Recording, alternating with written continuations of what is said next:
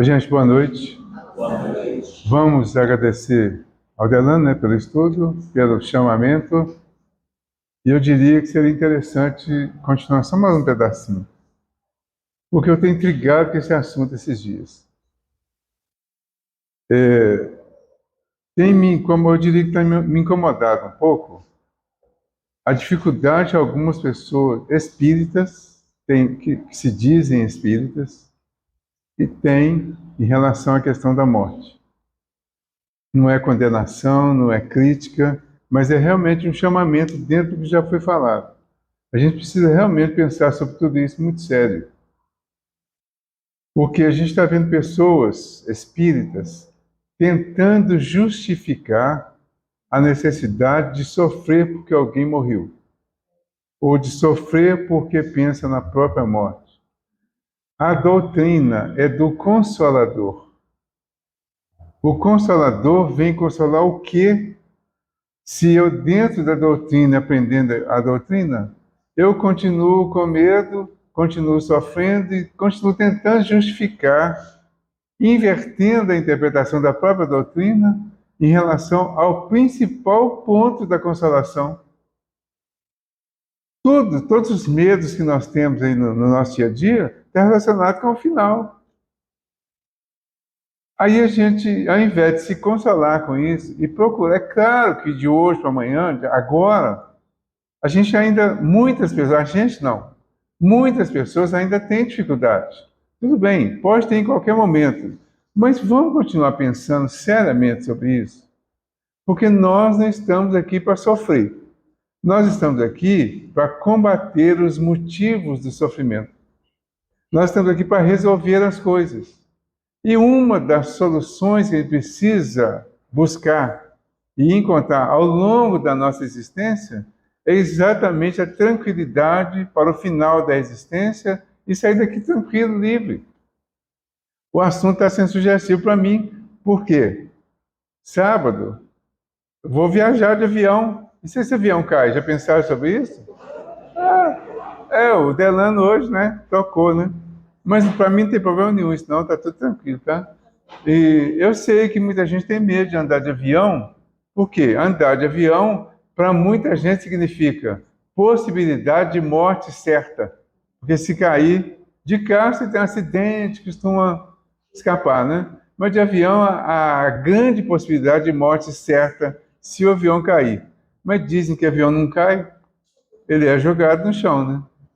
Aí eu estava lembrando de uma outra coisa aqui, que eu acho muito interessante também, que é vamos dizer assim, é do profano, né?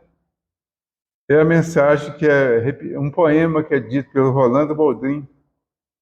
Ele fala assim: se eu morrer antes de você, faça-me um favor, chore o quanto quiser, mas não brigue com Deus por ele haver me levado.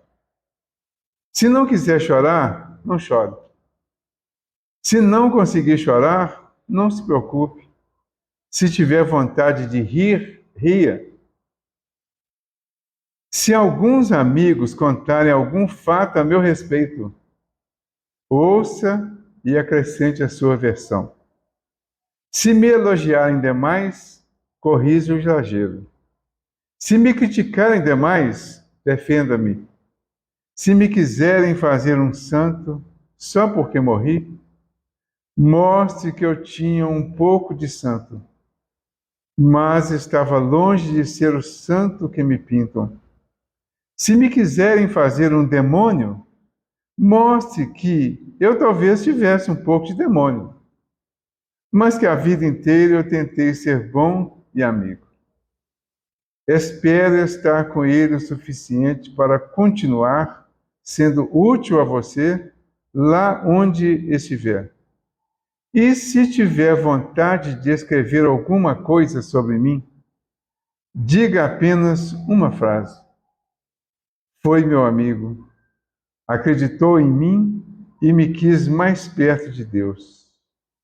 Aí então, derrame uma lágrima.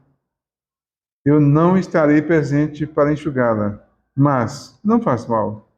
Outros amigos farão isso no meu lugar. E vendo-me bem substituído, irei cuidar de minha nova tarefa no céu. Mas, de vez em quando, dê uma espiadinha na direção de Deus. Você não me verá, mas eu ficaria muito feliz vendo você olhar para Ele. E quando chegar a sua vez de ir para o Pai, aí, sem nenhum véu a separar a gente, vamos viver em Deus a amizade que aqui nos preparou para Ele. Você acredita nessas coisas? Então, ore para que nós vivamos como quem sabe que vai morrer um dia e que morramos como quem soube viver direito. A amizade só faz sentido se traz o céu para mais perto da gente e se inaugura aqui mesmo o seu começo. Mas, se eu morrer antes de você, acho que não vou estranhar o céu. Ser seu amigo já é um pedaço dele. É recitado pelo Rolando Boldrin, mas eu não sei de quem que é a autoria que não disse isso. Então, gente, vamos pensar nisso com poesia, vamos pensar nisso com arte, né? O André Luiz falou da arte hoje. Vamos pensar nisso com seriedade, né? Vamos pensar com seriedade. E vamos pensar com condições que nós já temos de solucionar todos os problemas relacionados com o medo, não só da morte, mas todos acabam levando nesse sentido. Então vamos resolver a questão da morte. A fé raciocinada é o principal remédio para combater o medo, porque o medo é irracional. Na medida que nós vamos racionalizando o medo, especialmente se temos essa fé raciocinada, que é alimentada pelo conhecimento da doutrina que estamos estudando, automaticamente o medo vai sendo afastado e nós vamos passando a ver a vida mais tranquilos. Esse é o objetivo, sem medo, sem necessidade de sofrer, mas sem nenhuma preocupação também se sofrer, mas trabalhando para que isso se torne uma realidade prática e tranquila. Não precisa rir porque alguém morreu. Que, aliás, nós estamos vivendo num mundo em que a grande maioria das pessoas ainda acham necessário sofrer porque alguém morreu. Mas nós estamos nesse nosso mundo aqui aprendendo que não é necessário sofrer, que é necessário vibrar pela pessoa, orar por ela, pensar nela positivamente, não exagerar nem para um lado nem para o outro, como disse o Rolando Boldrin, né? Ser naturais, o mais natural possível. A semana passada foi a Mônica, nossa coleguinha aqui da quarta-feira, né? A mãe do Pedro, que estava participando do tratamento aqui e desencarnou e era nossa colega aqui, hein? Realmente todo o conhecimento era de surpresa. Exato. Mas o dela foi bem repetido. Isso. Então, quer dizer, ela estava participando aqui, estava entusiasmada com o coral, com a quarta-feira, com a educação mediúnica, estava entusiasmada, voltou. Há muitos anos atrás, no dia 15 de julho de 1990, foi a Maria Pérez, Maria Teixeira Pérez. Foi longe para lembrar que a Maria Teixeira Pérez também estava participando do curso de educação mediúnica que a gente tinha acabado de começar no Cantinho. Essa versão do curso de quarta-feira começou no Cantinho nessa época, em torno de 1990, um pouco antes. E a Maria estava participando e, de repente, ela precisou afastar um pouco e disse para mim que estava devendo a continuação do curso. Ela não voltou para o curso e desencarnou. Então, quando eu tenho a oportunidade, eu digo para ela que ela continua devendo. Não sei se ela concluiu de lá, né? Mas eu acho que ela está devendo ainda. Então, gente, é para tratar com naturalidade. Todos nós vamos, em algum momento, ninguém sabe a hora, vamos sim ser apanhados de surpresa. Mas se nos prepararmos, a surpresa não será tão negativa, tão dolorosa. E o depois vai ser um depois que nós vamos racionalizar a falta, a saudade, a dificuldade, e vai ficar uma saudadezinha boa. A saudade não passa, não. Mas vai ficar boa, não vai ficar doída, não vai ficar sofrida, porque nós vamos entender. Quem está do lado de lá pode estar sofrendo com o nosso sofrimento, mas pode estar se alegrando com a nossa alegria, com a nossa continuidade, com o nosso entendimento e com a vida continuando aqui como continua lá. Então nós temos muitos motivos para pensar profundamente sobre o assunto, tá? Pensemos. E eu disse, deixa eu só completar, né? É porque eu disse que tenho pensado muito sobre isso esses dias, né? E uma série de fatos. E domingo, eu tomei um tombo em casa. Teria sido um acidente doméstico fatal, mas não foi. Não era a hora. Foi um daqueles acidentes que você vai cair, quebrar a coluna ou bater a cabeça e fraturar o crânio. E não teve nada disso. Foi só uma queda, que virou uma queda, ficou uma marquinha no braço e o resto é tranquilo, estou aqui em pé. Mas em um outro momento pode ser que não seja tão... que eles não venham assim, aquela multidão para segurar, né? Vai ter, bom, agora está na hora mesmo, pode ir. Pode cair direito agora que nós vamos deixar. Hein? E esse momento, eu acho que é um momento assim, tão único para cada um de nós, né? E é preciso nós daqui lembrarmos que no momento do outro ir, a gente também alimenta com alegria a expectativa de um reencontro. Isso. Isso nos alimenta de uma forma assim, tão verdadeira, a gente explica, né? E que a gente constata aqui nas nossas reuniões mediúnicas esse retorno nas comunicações. Eu fico muito feliz quando nós recebemos pela primeira vez a manifestação do nosso irmão Washington, que foi, né, nessa pandemia, que estava saudável, estava totalmente nativa, né? E então a gente, quando recebe a notícia dele aqui, de lá, sem nenhuma surpresa, conversando normal, entendeu? A gente é isso. mesmo, né? Um dia desse, a Dona Glória esteve aqui. Alguns aí conheceram a Dona Glória. A Dona Glória, quando eu vim para o cantinho, ela já estava, né? Ela desencarnou já não sei quanto tempo tem, já tem bastante tempo. Ela veio aqui, conversamos muito tempo, lembrou de todos que já foram, alguns que ainda estão aqui, que conviveram com ela, né?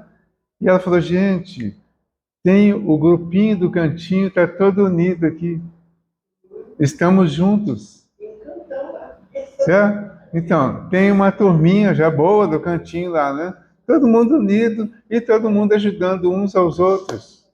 E isso é uma realidade. Isso não é invenção, não é imaginação do médium, e nem eu estou inventando isso aqui. Isso é uma realidade, está gravado, inclusive. É uma realidade bonita. Bonita, é. Com alegria, né? Aí você imagina a Dona Glória, imagina o Lauro, imagina a Tito, João Carlos, aquela turma toda que passou por aqui, é tudo real, tudo verdade, já passaram, mas estão aqui muito próximos, estão trabalhando junto conosco aqui, né? E daqui a uns dias nós vamos. E ao chegar lá, dependendo de como estivermos, estaremos em sintonia com eles, os encontraremos, mas se a gente for muito mal, com certeza tem uma turminha lá que vai cuidar de nós. Gente conhecida, né? Gente que a gente lembra daqui e outros conhecidos de lá também que a gente nem lembra mais. Então vamos pensar nisso positivamente. O nosso livro dos Espíritos, então, na continuação, hoje é a lição 27A, né? A pergunta 27A, que é certamente a continuação da pergunta 27 só. E o assunto é espírito e matéria. É um assunto que está bem complexo ainda, porque está na fase inicial, na fase das origens, né? Então, essa é a parte difícil do livro dos Espíritos, e muita gente acha difícil, e às vezes, por estar no início, desiste de ler para frente, por causa de algumas dificuldades que tem aqui. Mas não desistam, continue lendo, mesmo sem entender, que lá na frente a gente vai entender muita coisa. Então, no finalzinho da questão 27, ele fala assim: esse fluido universal, ou primitivo, ou elementar, sendo o agente de que o espírito se serve, é o princípio sem o qual a matéria permaneceria em perpétuo estado de dispersão e não adquiriria jamais as propriedades que a gravidade lhe dá.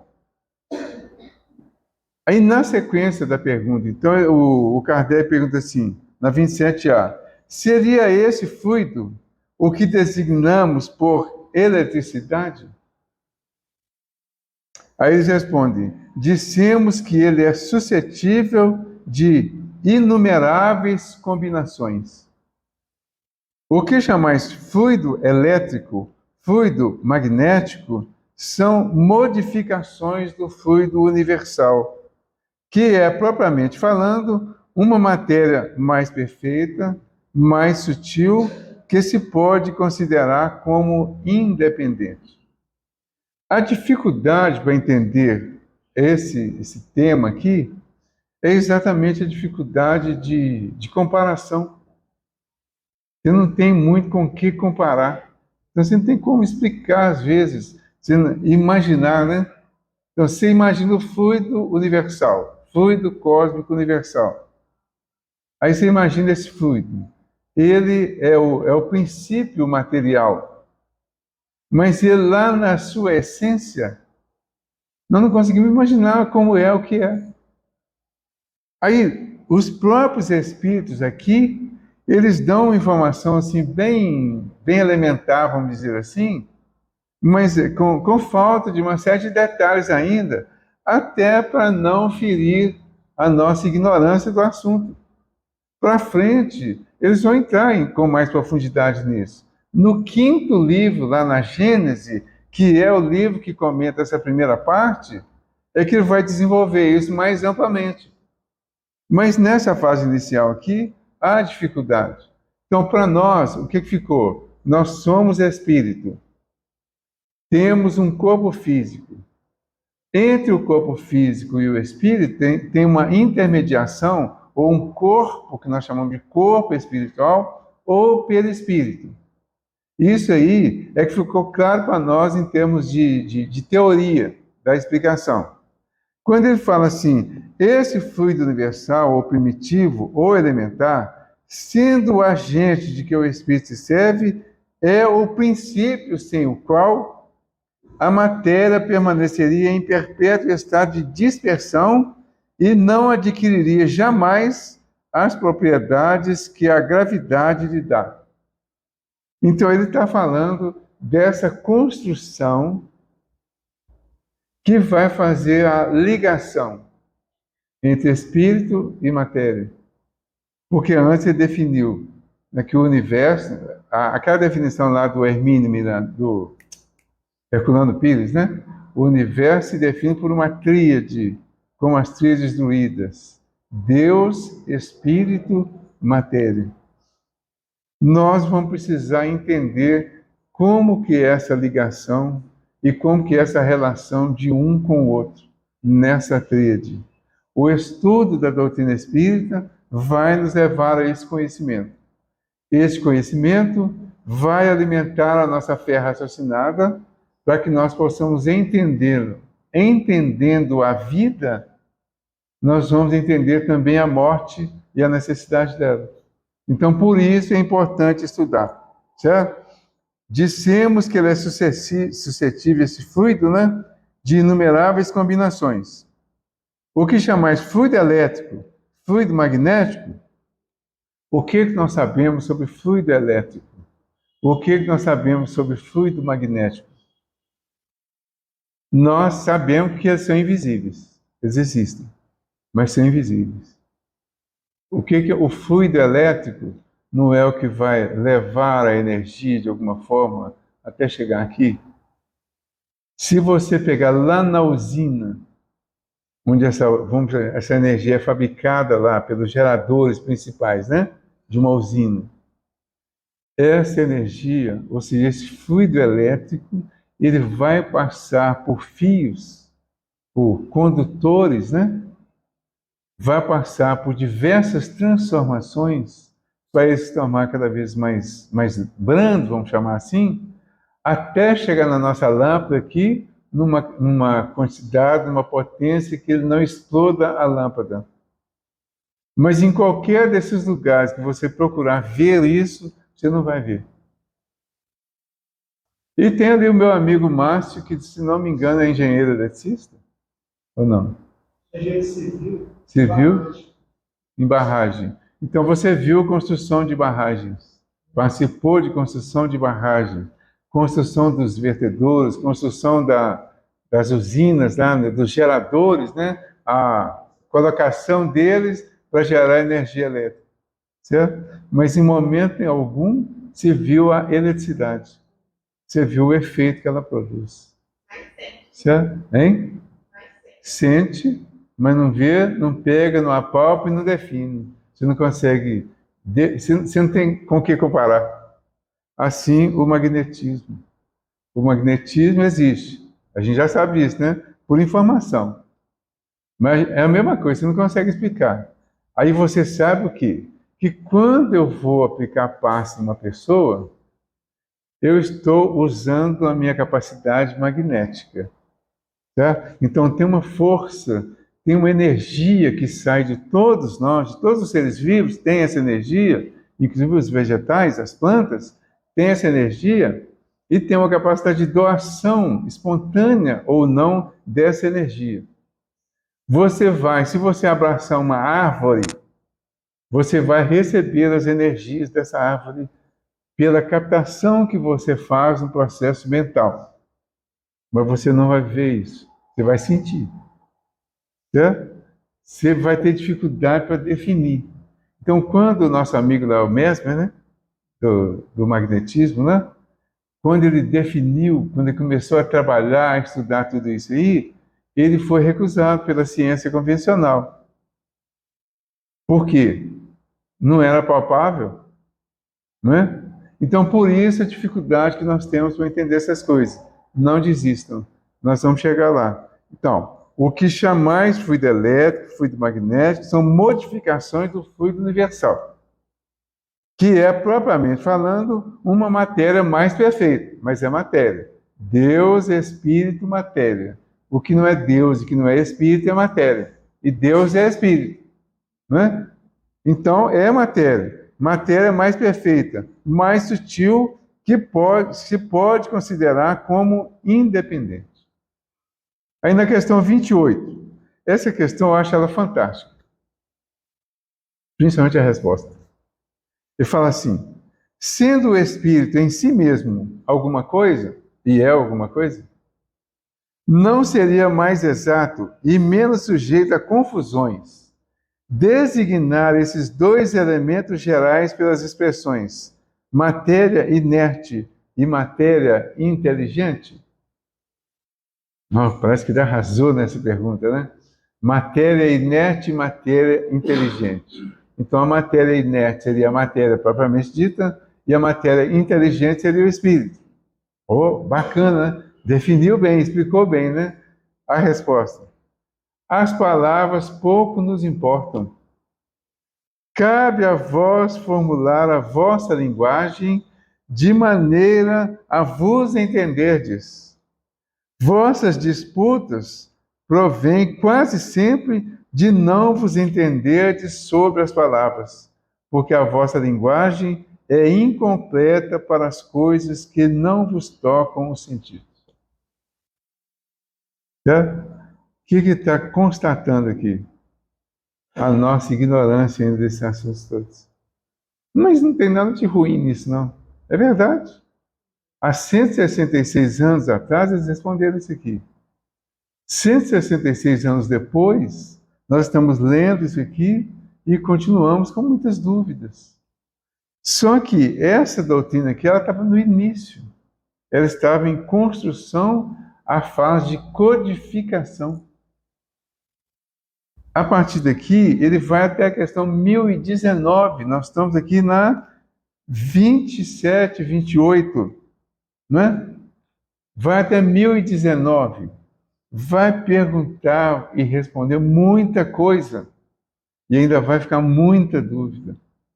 Aí vem o Livro dos Médiuns, vem o Evangelho segundo o Espiritismo, vem o céu e o inferno, E aí vem a Gênese, principalmente a Gênese, para explicar essa primeira, para desenvolver essa primeira parte aqui. E aí nós vamos entender um pouquinho mais. Ainda vai ficar muita dúvida. Tanto é que muita gente... Alguém aí já leu a Gênese?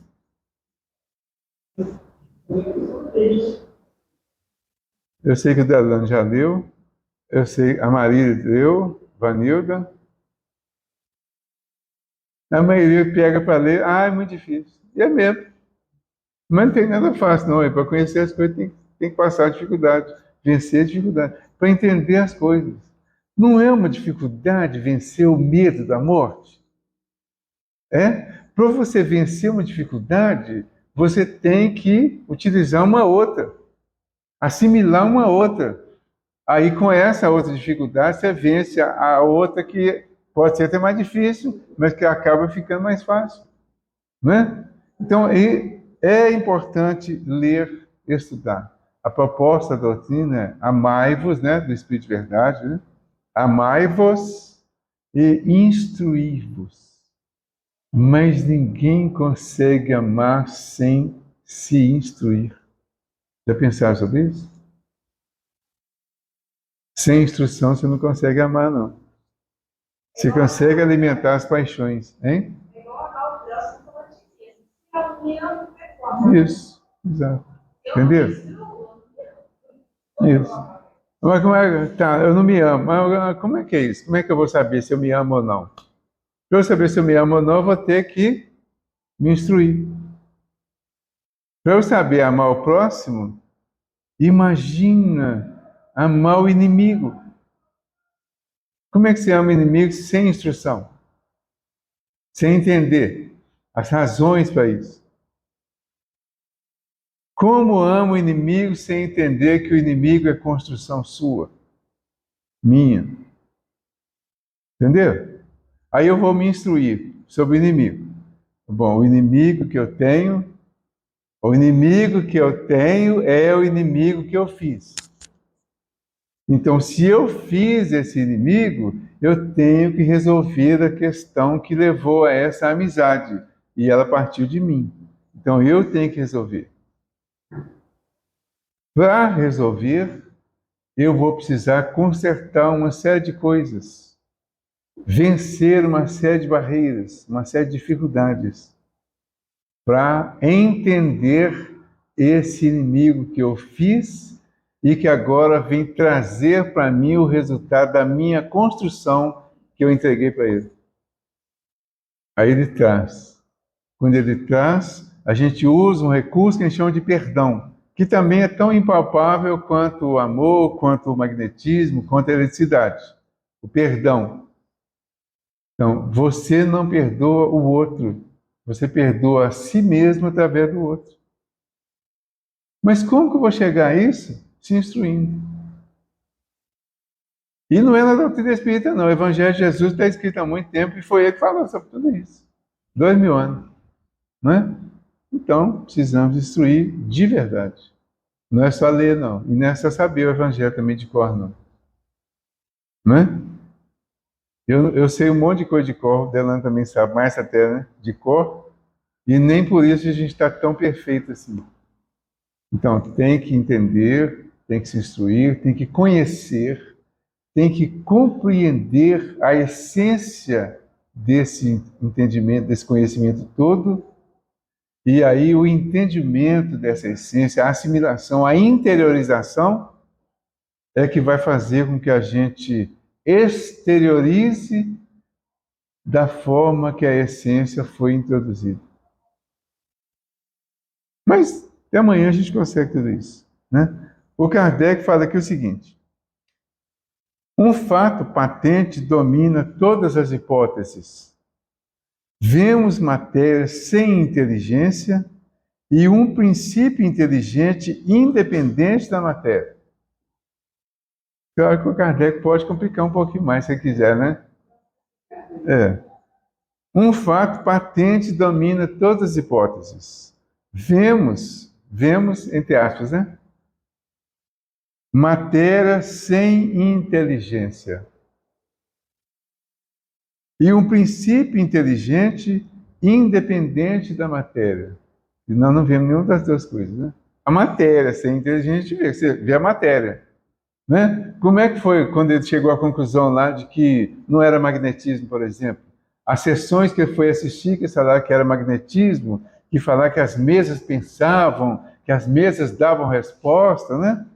E ele deu uma resposta quase bruta, né? Para quem convidou pela primeira vez e não foi, porque ele achou exagerada a proposta. Depois ele foi e viu que realmente as mesas, os móveis se movimentavam e realmente davam respostas. Mas ele conseguiu distinguir. Ele viu que as respostas eram inteligentes e que os móveis não têm inteligência. Então, partiu do princípio da ciência. Todo efeito tem uma causa. Se o efeito é inteligente, a causa deve ser inteligente. Então, a causa não eram os móveis, não eram os objetos. Estava oculta, estava desconhecida ainda. Foi aí que ele foi estudar e descobrir, perguntar, até descobrir o que era a causa. Eram os espíritos, eram seres inteligentes da criação. E aí que começou a realmente entender e foram ajudando ele a separar uma coisa da outra, certo? Até chegar para nós. Então, a origem e a conexão dessas duas coisas nos são desconhecidas neste momento. Que elas tenham ou não uma fonte comum e os pontos de contato necessários, que a inteligência tenha existência própria, ou que seja uma propriedade, um efeito, que seja mesmo, segundo a opinião de alguns, uma emanação da divindade, é o que ignoramos. Elas nos aparecem distintas e é por isso que as consideramos formando dois princípios constituintes do universo. Vemos, acima de tudo isso, uma inteligência que domina todas as outras, que as governa, que delas se distingue por atributos essenciais. É a essa inteligência suprema que chamamos Deus. Ele voltou lá no conceito anterior. Deus, Espírito e matéria. Mas como estava só no começo, ele fala que é o que ignoramos, né? Mas, se já passamos pela doutrina toda, se já estudamos mais, até chegar na Gênese, e vimos lá as origens de tudo, já deu uma noção maior, mas não tão clara e não tão objetiva ainda. Então, precisamos estudar mais. Aí vieram todas as obras complementares. Aí você pega um livro que explica muita coisa, né? Evolução em Dois Mundos. Né? Eu, particularmente, acho que foi o livro mais difícil que eu já li. Mas eu li. Não entendi nada, não, mas eu já li. Mais de uma vez até. Continuo sem entender. Mas ele explica muito dessas coisas. Certo? Nele tem muitos conceitos explicando essas coisas todas. Aí você vê as obras dos clássicos, da próprio do Kardec, né? Do Leon Denis, por exemplo. Aí você viu lá o Gabriel Delany, você viu lá o Camille Flammarion. Cada um deles vem trazendo alguns aspectos que vão fazer a complementação da obra do Kardec. Entender tudo? Ainda não. Você vai juntando material para entender. Vai chegar um momento que você vai entender. Vai assimilar, vai entender, vai compreender, pelo menos dentro da sua capacidade de inteligência. Porque, além de todas essas obras, se nós não tivermos uma inteligência desenvolvida, nós não vamos entender, vai ter um limite. Você vai pegar uma obra, vai entender até um determinado limite de acordo com a sua inteligência. Você vai ver que tem uma outra pessoa que pega aquela mesma obra e entende muito além, você fica olhando aquela pessoa que entendeu aquilo, fala que interessante, né? Por que essa pessoa entendeu assim e eu ainda não? Ou eu não? Se eu já li tudo? Porque aquela pessoa já tem uma experiência que vem do passado, já tem uma vivência dentro desses conhecimentos. A inteligência já está muito mais desenvolvida. Então, é claro que essa pessoa que tem a inteligência mais desenvolvida, muitas delas estão encarnadas aqui, mas não são da Terra, como nós. Já passaram pela Terra e já estão em planos muito mais avançados. Por isso se compreendem mais, porque para passar para os planos que elas estão, tem que ter desenvolvido algum conhecimento suficiente para vencer as etapas. Por isso vem aqui e sabe mais. Sim? Manifestações do novo, né? Tanto se amplia, né? A forma desejada. Isso. A visão, né? Mas ela vai encarnar o véu da forma. Isso, exatamente. Ainda tem esse detalhe, né? Quando você está encarnado aqui, você perde muito sua capacidade de percepção das coisas, né? Quer dizer, fica muito limitado também. Então, tem uma série de fatores. Então, não nos desesperemos. Nós vamos compreender exatamente o que é necessário para o momento que nós estamos vivendo. Mas é preciso fazer o nosso esforço. Nós não vamos compreender só ouvindo os outros, não. Nós precisamos ler, precisamos raciocinar, precisamos praticar o que é possível dentro de todas as atividades que nós temos, por exemplo, na Casa Espírita. Todas as atividades têm, na sua essência, algum conhecimento de alguma realidade que a gente está estudando. Então, a prática dentro da Casa Espírita não é simplesmente você distribuir sopa ali embaixo para as pessoas que vêm para tomar sopa. Parece tão simples, né? O pessoal vem para tomar sopa, a sopa já foi feita, o Fernando que fez a sopa, né? Aí vem a sopa, você pega a sopa, distribui, pronto, acabou? Não. Tem que conviver com as pessoas. Tem que ouvir, observar as pessoas.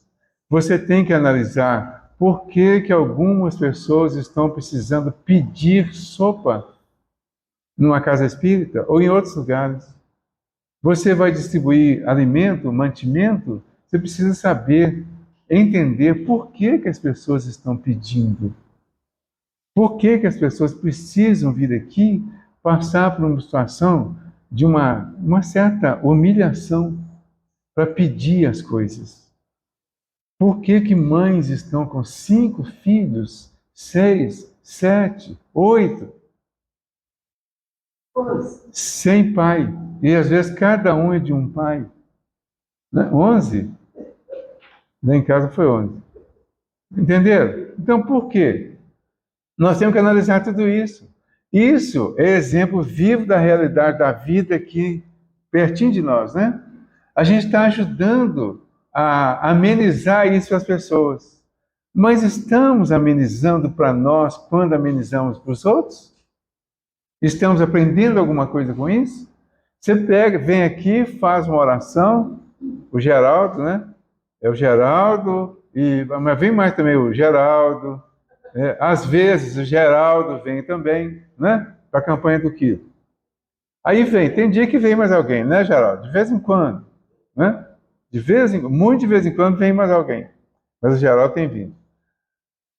Aí faz a campanha do quilo. Vem aqui, faz uma prece, faz uma leitura, pega a sacola aqui, né? E vai fazer a campanha do quilo. Vai de porta em porta pelas ruas aqui da região, fazer a campanha do quilo. Pedir para os outros? Será? Será que estamos pedindo para os outros ou só para os outros? O que eu já entendi da importância desse pedir pelos outros, para os outros? Então, tudo tem aprendizado. A gente pega a doutrina teórica, leva para a doutrina prática, tira a essência de tudo isso para fazer a nossa vivência. Certo? Para fazer a solução de muitas dificuldades que nós temos. Se não fizermos isso, e não temos feito, Por isso, espíritas estão sofrendo horrores em diversas situações da vida, não é só com a morte, não. Com doença, com morte dos outros, né? A própria e dos outros. Com doenças, às vezes doenças nem tão graves, mas sem entendimento da necessidade da doença, da dor. Porque a doença também traz ensinamento, a nossa e a dos outros. Você vai lá no hospital fazer visita a enfermo.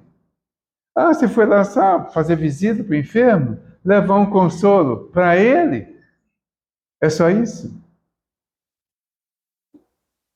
A essência da doutrina, a teoria da doutrina precisa ser colocada na prática lá, junto com o ensinamento vivo que o outro está proporcionando, porque tudo isso junto vai servir de orientação, de consolo e de preparação para nós, se chegar o nosso momento de passar por aquilo. Mas é tão sério a nossa, em geral, né? A nossa desconsideração a tudo isso, muitas vezes por falta de entendimento, que o Eurípides Bassanufo fez aniversário ontem, né? 1º de maio, Eurípides Bassanufo, já desencarnado, claro, né? Espírito, trabalhador assíduo lá do Evangelho, lá em Sacramento, né? O Eurípides chegou no plano espiritual, foi nos superiores lá e pediu, sabe o quê? A construção de um hospital psiquiátrico para os espíritas. Sabia? Mas hospital psiquiátrico para os espíritas? Eu não consigo admitir a ideia de ir no psiquiatra nem aqui na Terra. Imagina lá no plano espiritual e eu sendo espírita. Será por que ele pediu isso? Entenderam a seriedade que é tudo isso? Não querem fazer terror, não, né? Mas é preciso pensar sobre tudo isso com seriedade. Tudo, não é só a morte. De repente a morte fica até pequena diante de tudo isso. Existem situações tão complexas ao longo da nossa vida que poderiam ser resolvidas, que poderiam ser vividas com bastante tranquilidade se nós conseguíssemos conciliar tudo isso. O conhecimento, que às vezes tem faltado, né, que a gente não tem buscado com tanta amplitude, e a vivência no dia a dia, na convivência com as pessoas. Então você ouve uma pessoa no atendimento fraterno, já aconteceu comigo, mais de uma vez. A pessoa chegou no atendimento fraterno e me contou a minha história todinha. E eu que era o ouvinte dele, o atendente fraterno dele. Ele chegou e contou para mim a minha história. Nunca tinha visto ele, claro. Mas não era a minha, não era a dele. Mas a dele era a minha. Aí o que eu tinha que falar para ele? Eu tinha que falar para ele coisas que eu precisava falar para mim, que eu precisava vivenciar, porque eu já sabia. Eu já sabia as respostas. Né? Falei e fiquei com isso. Falei, isso é para mim. Essa orientação é para mim. Eu passei para essa pessoa, provavelmente essa pessoa vai seguir a orientação, pelo menos em parte. Mas ela é principalmente para mim, porque o outro pode nem ouvir e nem dar a menor atenção ao que foi falado para ele aqui, porque falar aqui é espiritismo e eu não sou espírita. Esse cara falou essas coisas, não tem nada a ver e vai embora. Mas eu falei. E não foi perdido o que foi falado. Quer dizer, não deve ser perdido o que foi falado. Certo? É preciso seriedade. Há um tempo atrás, bastante tempo já, vim aqui no cantinho, estava passando as dificuldades.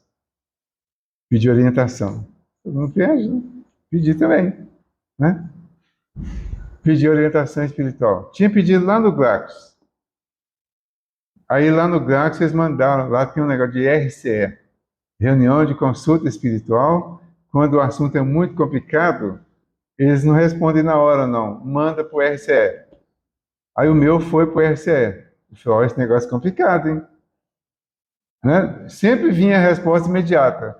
Dessa vez não veio, aí eu vim para o cantinho, né? Falei, bom, lá o pessoal já mais chegado, né? Vão responder mais diretamente. Sabe qual foi a resposta que me deram? Algumas pessoas já sabem, que eu já contei isso antes. Você sabe o que fazer? Aqui no cantinho. Psicografia. A resposta foi essa. Está errado? Ah, não. Eu sabia mesmo o que fazer. A gente sabe o que fazer. Mas a gente quer que o Espírito dê uma amenizada na coisa. Ou dê uma receita de bolo. Eu falo, não, fica tranquilo, deixa isso para lá. No dia tal, às tantas horas, nós vamos resolver isso assim, assim, assim, assim, assado para você, e vai ficar tudo resolvido. Não é assim. Nós temos que construir a resposta que precisamos, e nós é que vamos utilizar o conhecimento que vem. Se não utilizarmos, ele vai fazer falta em algum momento quando estivermos sós. Então é preferível começar a fazer agora, junto. Quando podemos tirar dúvida, quando podemos pegar o livro e ler, quando podemos pesquisar, quando podemos perguntar para as pessoas, para outras pessoas que já tenham noção daquilo que a gente está precisando. Tudo isso. Tá? E muito mais. Vamos pensar nessa questão 28. Né? Como é que responde? As palavras pouco nos importam. Cabe a vós formular a vossa linguagem, de maneira a vos entenderdes. Vossas disputas provêm quase sempre de não vos entenderdes sobre as palavras, porque a vossa linguagem é incompleta para coisas que não vos tocam os sentidos. Pensemos e oremos. Jesus amigo, nós agradecemos pelas lições da noite de hoje. Desde o princípio, a lição do Evangelho, nos convocando a reflexões sobre a desencarnação, que nós chamamos aqui de morte, e a sequência dos Espíritos nos respondendo das dificuldades que o conhecimento pode trazer, para esta necessidade que precisamos utilizar para construir o entendimento e construir uma facilidade para viver a vida melhor. Permita, Senhor, que apesar das dificuldades que o mundo tem oferecido, apesar de uma série de conflitos que temos vivido, cada um da sua forma, na sua família, no seu dia a dia, no seu trabalho, nas relações com a vida, com as pessoas, que apesar de tudo isso, nós possamos contar sempre com a sua presença e dos teus mensageiros nos momentos de dificuldades maiores e temos certeza que estarão conosco, nos orientando no dia a dia pela intuição ou através do sono, nos momentos em que o corpo dorme e nós voltamos à vida espiritual para receber, às vezes, instruções preciosas. Permita, então, Senhor, que, conscientes disso, possamos ter a certeza cada vez maior de que a vida foi feita para ser vivida e bem vivida. E por isso, nós agradecemos a esses nossos amigos do Cantinho de Jesus, agradecemos ao Cantinho de Jesus, a todos os seus organizadores, a toda a nossa direção, tanto espiritual quanto a direção física, e a todos aqueles que, direto ou indiretamente, trazem as instruções para nós. Que o teu amor nos envolva hoje e sempre. Que assim seja.